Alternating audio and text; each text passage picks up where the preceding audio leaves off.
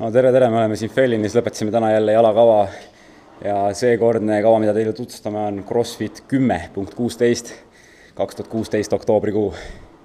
Hans on jälle meil demomees, nii nagu kombeks sai eelmise kavaga. Kokku on siin selles CrossFiti kavas 7 harjutust. Aeg läheb käima siis, kui alustatakse esimest harjutust ja kinni läheb siis, kui 7. harjutuse viimane kordus on lõpetatud, ehk siis kõike paja peale. Ja iga harjutuse puhul on ette nähtud teatud arv kordusi või siis sõudeergomeetri puhul distants on oluline. Ütleme, stopper läheb käima, Hans tõmbab sõudeergomeetrit 500 meetrit. Ise valib tempo, mis tempoga ta 500 meetrit tõmmata tahab.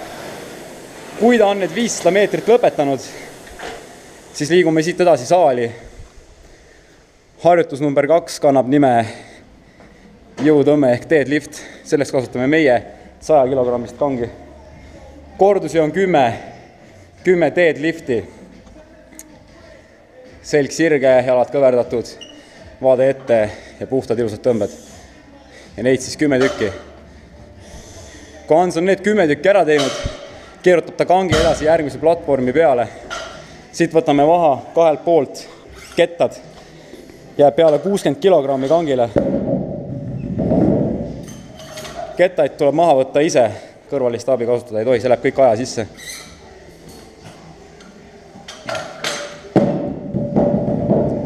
Kui kettad on maha võetud, liigume siia keskmise ala peale tagasi, tuleb 30 püstolkükki. Püstolkükk on üks tore asi, treenib jalad tugevaks. Need, kes seda proovinud ei ole, kindlasti soovitame katsetada. 30 tükki, ehk siis mõlema jalaga 15 tükki korda mööda teha. Seejärel, kui püstolkükid on tehtud, teeme kliine, ehk kangi rinnale võtud 60 kiloga. Ilusti. Kena 1. Hans tõmbab neid 15 korda. Kui 15 korda on tehtud, läheb kang maha, liigutame kangi edasi viimase platvormi juurde. Võtame viimased kettad maha ja paneme väiksemad kettad peale. Kangile jääb siis 40 kilogrammi. 20 kilogrammi läheb kangilt maha.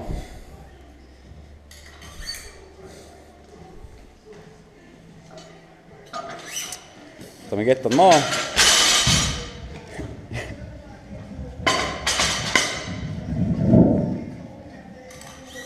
Ja siis liigume edasi lõuatõmmete juurde. Lõuatõmmed on pealt haardes ja tuleb lasta käed täitsa alla sirgeks ja tõmmata lõug üle. Vahet pole, kas jõnksutate või jõnksuta. Eesmärk on täiesti sirgetest kätest viia lõug üle toru ja kordusi on 20 tükki. Vahepeal võib loomulikult puhata, aga sellega kannatab siis aeg. Viimane harjutus kangiga on thrusterid, ehk siis võtame kangi õlgade peale ja Hans teeb täis küki ja kükist üles tõukab pea kohale sirgetele kätele kangi. Seda 15 kordust. Selleks ajaks on sisemine mootor juba suhteliselt väsinud ja jalad tõmbavad paksuks. Kui 15 tükki on tehtud, võtame kätte hüppenööri ja nüüd see on ilmselt kõige tehnilisem harjutus. Teeme double undereid, ehk siis mitte tavalisi hüppeid, aga iga hüppe korral teeb hüppenöör 2 ringi jalgadelt läbi. Kordusi 50 tükki. Kui need on tehtud, see on 7. harjutus, kui hüpitsal on tehtud viimane 50 double under, siis on kava läbi saanud, siis läheb aeg kinni ja võime teile garanteerida, et tegemist on suhteliselt vaevarikka CrossFiti kavaga. 10.16 sobib siia kaunisse oktoobrikuusse. Super.